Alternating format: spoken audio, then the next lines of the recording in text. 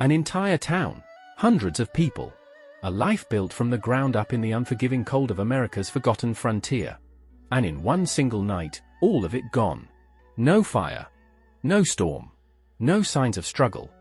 No footprints leading away. Not a single scream reported. They didn't flee. They simply vanished. The plates were set for breakfast, the fire still warm in the grate, a child's forgotten wagon stood by the well. But the people? Vanished. This is the chilling mystery of Redwood Creek, the town that literally disappeared overnight. But here's the true horror that elevates this from a tragedy to a legend. According to official records, the town was never on any map. And now, it's gone from history too.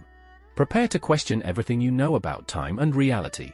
The few remaining unofficial accounts of Redwood Creek place its founding sometime in the late 1880s. It was a small, self-sufficient community, tucked deep within a notoriously remote, unnamed valley in the Appalachian Mountains. They kept to themselves, surviving on trade and their own hard work. They had their own church, their saloon, their blacksmith. It was an isolated, quiet life. Until the night of November 14, 1892.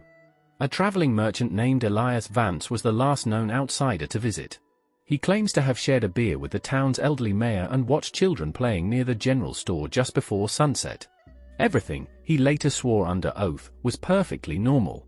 He left before dawn the next day to beat the morning fog. But when he looked back from the valley road, the place where Redwood Creek should have been was empty. Not a ruin. Not a ghost town. Just an empty, untouched clearing. The land looked as though nothing had ever been built there. It took weeks for anyone to take Elias Vance seriously. When lawmen finally arrived, guided by Vance's detailed description of the route, they found a strange anomaly, a perfect circle of scorched earth, exactly where the town's perimeter should have been. The area was devoid of life, yet inside that circle, one single object remained, the worn leather journal. The journal belonged to the town priest, Father Thomas. For weeks, the entries were mundane, weather reports, Sunday sermons, notes on crop yields. But the final entry, scrawled hastily and almost illegibly across the last page, sent chills down the spine of every officer present. It read, "The light came through the pines." It was a beautiful, terrible sound. The ground is singing. They are calling us home. Don't look for us. It's too late. We have already gone. Authorities quickly dismissed the event as a mass hysteria or perhaps an isolated religious cult committing mass suicide. But where were the bodies? The tools? The lumber? Everything was gone, erased as completely as if it had never existed. The complete absence of physical evidence has birthed decades of terrifying theories, each one more unsettling than the last. Theory 1, temporal displacement. Did the town somehow slip out of its own time and space? Were they victims of a sudden, localized gravitational anomaly, displaced to another era or even another dimension? Their technology and architecture might be elsewhere, completely out of sync with our timeline. Theory 2, secret experimentation.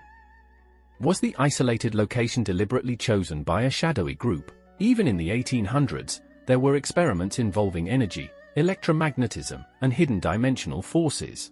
Did an early, catastrophic attempt at some unknown science vaporize the town and its people? Theory 3, the ancient call. This is the one that best explains the priest's final, horrifying words. The townspeople were called. This suggests an entity, perhaps a non-human intelligence, or a geological feature of the land itself, that exerted a powerful, irresistible influence. Something ancient, lying dormant beneath the Appalachian rock, finally woke up and took them all. The fact remains, Redwood Creek vanished without a trace.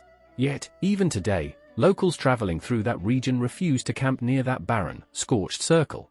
They claim that on a still night, you can sometimes hear the faint, echoing sound of children playing, followed by a sudden, absolute, deafening silence. So, what do you believe happened in Redwood Creek? Was it a beautiful, terrible sound calling them home? Or a secret government project gone wrong? Let me know your theory in the comments below. And if you dare to explore more lost and terrifying mysteries, hit that subscribe button. Until next time, keep the light on.